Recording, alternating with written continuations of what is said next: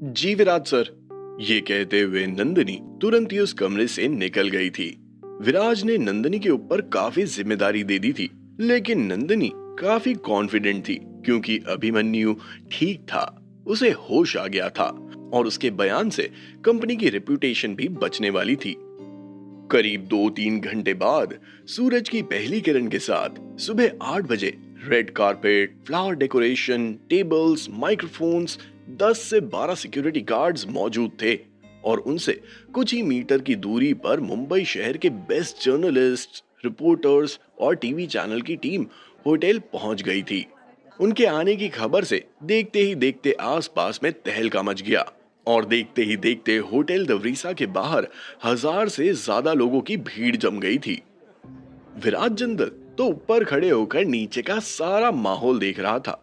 उसने सेटिस्फैक्शन जाहिर करते हुए अपना सिर हिलाया और नंदिनी जो ठीक विराज के पास में खड़ी थी उससे कहा, तुम नीचे जाओ। विराज सर, मुझे माफ करना, मैं कुछ ज्यादा ही ब्लंट हो रही हूँ, लेकिन मेरे हिसाब से बेहतर यही होगा कि आप नीचे जाएं और सभी के सामने आएं। मुंबई शहर के बॉसेस और लीडर्स को भी ये नहीं पता है कि आप यहाँ क्यों आए हैं, इसीलिए मैं इस अपॉर्चुनिटी को यूज में लेते हुए उन्हें बता सकती हूँ कि आप कौन हैं। जैसे ही नंदिनी के मुंह से ये शब्द बाहर आए, वैसे ही विराज ने भी बोलना शुरू किया। नहीं, इस मामले में मेरा कोई एक्सपीरियंस नहीं है, तुम्हें जाना चाहिए। और तो और मुझे ये हाई प्रोफाइल अपीयरेंस भी पसंद नहीं है। ऑफ कोर्स ऐसा नहीं है कि मैं कर नहीं सकता हूँ, लेकिन मुझे ये करना ही नहीं है। मुझे ना बड़ा शो करना पसंद है, ये तो मेरे लिए बहुत छोटा सा है। ये बोलते हुए विराज की आंखों में जंगली जानवर की लालची नजर साफ दिखाई दे रही थी।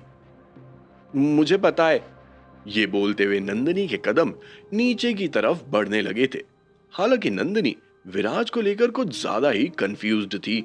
जैसे जैसे वो एक एक सीढ़ी नीचे उतर रही थी, वैसे ही उसके मन में काफी बातें चल रही है। किस तरह का इंसान है ये? ऑब्वियसली बहुत अमीर है, सेकेंड जनरेशन अमीर है, लेकिन अपनी आइडेंटिटी छुपाकर रखना, ना जाने ये सब क्या है। शायद इस इंसान के तौर तरीके कुछ ज्यादा ही अलग हैं। मुझे लगता है कि मेरा दिमाग उन तौर तरीकों को कभी समझ ही नहीं पाएगा। शायद मैं उस इंसान को कभी नहीं समझ पाऊंगी। नंदिनी को समझ नहीं आ रहा था कि आखिर क्यों विराज सभी लोगों के सामने नहीं आना चाहता था। हालांकि नंदिनी को इसके पीछे की वजह जानने का कोई मन नहीं था। दूसरी तरफ अब सिचुएशन पूरी तरह से अंडर कंट्रोल नजर आ रही थी। अगर अभिमन्यु ने मीडिया वालों के सामने अपने बयान नहीं बदले तो कंपनी के शेयर फिर से उछाल मारेंगे और बोर्ड ऑफ डायरेक्टर्स के सामने नंदिनी के पास भी एक एक्सप्लेनेशन होगा। इससे पहले कि नंदिनी पूरी तरह से नीचे पहुंचती, उसके कानों में इतना शोर होने लगा जैसे मानो उसके कान के पर्दे फट जाएंगे। सभी मीडिया वाले आपस में डिस्कस कर रहे थे कि आखिर इतनी बड़ी प्रेस कॉन्फ्रेंस करने के पीछे का कारण क्या है। क्या तुम में से किसी को पता है कि हम लोगों को होटल क्यों बुलाया गया है? होटल की सजावट देखकर तो मुझे कुछ ज्यादा ही अजीब लग रहा है, एक रिपोर्टर ने कहा। अब हम क्या कर सकते हैं, हमें बुलाया गया है और हम आ गए। न्यूज़ तो वैसे भी सभी को पता है। एशिया पैसिफिक की सीईओ ने अपने प्रिटी बॉय के साथ मिलकर होटल द वीसा के बॉस अभिमन्यु को जान से खत्म कर दिया। शायद उस बात पर पर्दा डालने के लिए बुलाया है, दूसरे जर्नलिस्ट ने जवाब देते हुए कहा। ऐसा नहीं हो सकता, किसी को मारने के बाद इतना ग्रैंड सेलिब्रेशन जैसा माहौल नहीं हो सकता है। लेकिन एक चीज नहीं समझ आ रही, वो औरत तो एशिया पैसिफिक की प्रेसिडेंट है, उसका मुंबई शहर के होटल के बॉस से क्या मतलब हो सकता है? तीसरे रिपोर्टर ने अपनी राय दी और बाकी लोगों को कंफ्यूज करना चाहा। ये तो बहुत ही सिंपल है, क्या दिमाग अपना घर पर रख के आए हो? ये सब सच को छुपाने के लिए किया गया है। वो औरत एशिया पैसिफिक की प्रेसिडेंट है, पूरा एशिया पैसिफिक उसके हाथ में। सोचो उसकी कितनी चलती होगी कंपनी में। वो अभिमन्यु को रास्ते से हटाकर उस प्रिटी बॉय को अभिमन्यु की जगह दिलवाना चाहती थी, समझे? एक क्राइम जर्नलिस्ट ने तो पूरे केस को ही मोड़ डाला था। ओह, तो ये बात है। अच्छा, तो मैं भी देखना चाहती हूँ कि एशिया पैसिफिक की प्रेसिडेंट दिखती कैसी है। मुझे भी तो पता चले कि अभिमन्यु किस पर लट्टू हो गया था। एक और रिपोर्टर ने अपनी बात कहते हुए इस टॉपिक को खत्म किया। एक तरफ जहां हर कोई अभिमन्यु के उस कांड के बारे में ही डिस्कस करते हुए नजर आ रहा था, तो दूसरी तरफ नंदिनी अब नीचे पहुंच गई थी। जैसे ही नंदिनी पर्पल कलर की ड्रेस, खुले हुए बाल और लाल लिपस्टिक के साथ स्टेज पर पहुंची, वैसे ही सभी की आंखें उसकी ओर अट्रैक्ट हो गई थी। किसी को भी समझ नहीं आया कि ये बला की खूबसूरत आखिर है कौन। तुरंत ही नंदिनी ने माइक उठाया और बोलना शुरू किया। आप सभी leaders, respected hotel authority, reporters, journalist, सारे टीवी चैनल और मुंबई शहर की जनता को यहां आने के लिए मैं शुक्रिया कहना चाहती हूं। आप सभी सोच रहे होंगे कि हमने ये प्रेस कॉन्फ्रेंस क्यों रखी है। पिछले 2 दिन से आप इस होटल के बारे में बहुत कुछ सुन चुके होंगे और अपनी तरफ से बातें भी बना चुके होंगे, नो डाउट। लेकिन असलियत आपकी आंखों से कोसों दूर है। मैं चाहती हूं कि सच्चाई आप सभी के सामने आए और आपको पता चले कि बीते 2 दिन में क्या हुआ है। एशिया पैसिफिक की खूबसूरत प्रेसिडेंट का एक प्रिटी बॉय से चक्कर, अभिमन्यु का मर्डर, इन सब चीजों को एक अलग ही एंगल से देखा गया।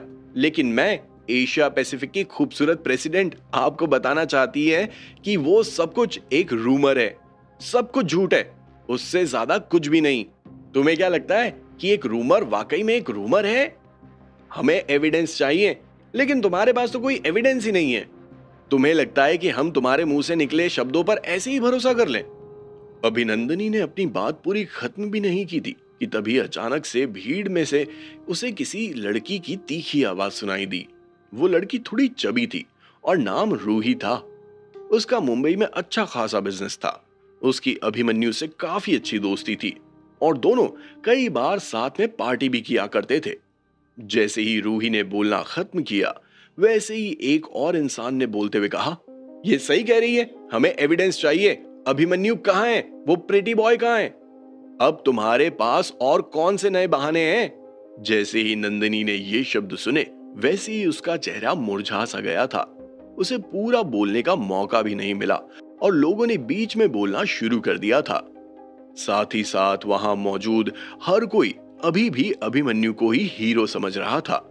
ये देखकर नंदिनी को बिल्कुल भी अच्छा नहीं लगा, लेकिन उसके बाद भी नंदिनी काम रही और अपने चेहरे की मुस्कान को जाने नहीं दिया।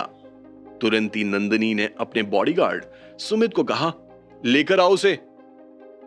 नंदिनी का ऑर्डर सुनते ही सुमित के कदम होटल के अंदर की तरफ बढ़े और करीब 5 मिनट बाद सुमित अपने साथ 3 लोगों को लेकर पहुंचा, एक औरत और 2 आदमी। वो कौन थे ये तो आपको अंदाजा लग ही गया होगा, डिंपल, अभिमन्यु और रजाक। ओ माय गॉड, क्या अभिमन्यु वाकई में नहीं मरा? जैसे ही अभिमन्यु को स्टेज पर लाया गया, वैसे ही रूही की तरफ से ऐसा रिएक्शन देखने को मिला। वो पूरी तरह से शॉक्ड थी। अब उसे वाकई में लग रहा था कि वो खूबसूरत एशिया पैसिफिक की प्रेसिडेंट कहीं सच तो नहीं बोल रही है। क्या वाकई में सब कुछ रूमर था? सिर्फ रूही ही नहीं, बल्कि वहां पर जितने भी लोग मौजूद थे वो सभी शॉक्ड थे। और होंगे भी क्यों नहीं? जिस इंसान को 2 दिन पहले सभी ने मरा हुआ घोषित कर दिया था, आज वो इंसान एकदम ठीक हालत में उनके सामने खड़ा था। अपने सामने इस सिचुएशन को देखकर नंदिनी काफी सैटिस्फाइड फील कर रही थी। उसे वहां मौजूद लोगों से ऐसे ही रिएक्शन की उम्मीद थी। Abhimanyu, the stage is all yours. सभी लोग तुम्हें देख रहे हैं। अब तुम सभी लोगों को बता सकते हो, उन्हें एक्सप्लेन कर सकते हो वो सब जो तुमने हमें एक्सप्लेन किया था। बताओ सभी को कि 2 दिन तक तुमने क्या क्या किया। मुस्कुराते हुए नंदिनी ने अभिमन्यु से कहा और इसी के साथ माइक अभिमन्यु के हाथों में देना चाहा। अभिमन्यु ने तुरंत ही अपना सर हिलाया और नंदिनी के हाथों से माइक ले लिया था। उसके बाद अभिमन्यु ने नंदिनी की ओर देखते हुए कहा, ये हमारे होटल द वृषा की एशिया पैसिफिक प्रेसिडेंट है। इनका नाम नंदिनी है और ये बहुत खूबसूरत है, बहुत ही ज्यादा खूबसूरत। चूंकि अभिमन्यु अभी पूरी तरह से ठीक नहीं हुआ था, इसीलिए उसकी आवाज में कंपन साफ महसूस हो रहा था। बहुत ही धीमी और कमजोर आवाज थी, लेकिन चूंकि वो माइक पर बोल रहा था, इसीलिए सभी के कानों में उसकी आवाज पहुंच रही थी। जैसे ही अभिमन्यु ने नंदिनी को कॉम्प्लीमेंट दिया, वैसे ही नंदिनी अभिमन्यु को देखने लगी थी। ऑकवर्डली मुस्कुराते हुए नंदिनी ने अभिमन्यु से कहा, अभिमन्यु, क्या हम पहले काम की बात कर सकते हैं? अभिमन्यु ने नंदिनी की उस बात को पूरी तरह से नजरअंदाज किया और अपने ही तरीके से आगे बोलते हुए कहा, नंदिनी जितना खूबसूरत नाम है उससे भी ज्यादा खूबसूरत इनकी पर्सनालिटी है। इससे पहले कि अभिमन्यु इसी अंदाज में आगे कुछ बोलता, अचानक से नंदिनी ने उसे बीच में टोकते हुए कहा, अभिमन्यु पराशर। नंदिनी के मुंह से निकले ये शब्द बहुत ही कड़क अंदाज में बाहर आए थे, जो सीधे तौर पर अभिमन्यु को संकेत दे रहे थे कि वो फालतू की बकवास बंद करे और सीधा मुद्दे की बात करे। इस समय जितने भी लोग मौजूद थे उन सभी के चेहरे पर हंसी के गुलगुले छूट चुके थे। किसी को समझ नहीं आ रहा था कि आखिर ये अभिमन्यु कर क्या रहा है, लेकिन नंदिनी की तारीफ सुनते ही मर्दों को काफी मजा आ रहा था। हालांकि माहौल कितना भी हारमोनियस क्यों ना हो गया हो, लेकिन अचानक से अभिमन्यु ने टॉपिक बदल दिया था। कितने दुख की बात है कि इतनी खूबसूरत महिला के पास इतना गंदा दिल है, सिर्फ इसीलिए कि मैंने इन्हें 2 बार क्या देख लिया, इन्होंने मेरे लिए मुश्किलें खड़ी कर दी। इन्होंने मुझ पर दबाव डालने के लिए बोर्ड ऑफ डायरेक्टर्स का भी इस्तेमाल किया। इससे पहले कि अभिमन्यु आगे कुछ बोलता, अचानक से नंदिनी ने उसे बीच में टोकते हुए कहा, अभिमन्यु ये क्या बकवास कर रहे हो। जब नंदिनी ने अभिमन्यु के मुंह से वो सब सुना तो वो पूरी तरह से चौंक गई थी। नंदिनी अभिमन्यु को रोकना चाहती थी, लेकिन इससे पहले ही होटल में मौजूद भीड़ ने बोलना शुरू कर दिया था। इन्हें अपनी बात रखने दीजिए, आप बीच में इन्हें टोकिए मत। अगर आपने इन्हें नहीं बोलने दिया तो हमें आगे से आपकी बातों पर भरोसा नहीं होगा। एकदम सही बात है, ये एक प्रेस कॉन्फ्रेंस है, सभी को अपनी बात रखने का हक है। इन मैडम को ये लग रहा है कि प्रेस कॉन्फ्रेंस में जैसा ये चाहे वैसा ही होना चाहिए। देखते ही देखते भीड़ में मौजूद लोगों की आवाजें दबंग होने लगी थी। खूबसूरत प्रेसिडेंट साहिबा, 1000 से ज्यादा लोग आपको देख रहे हैं। कितने सारे कैमरास आपकी तरफ पॉइंटेड है। ये कॉन्फ्रेंस लाइव जा रहा है।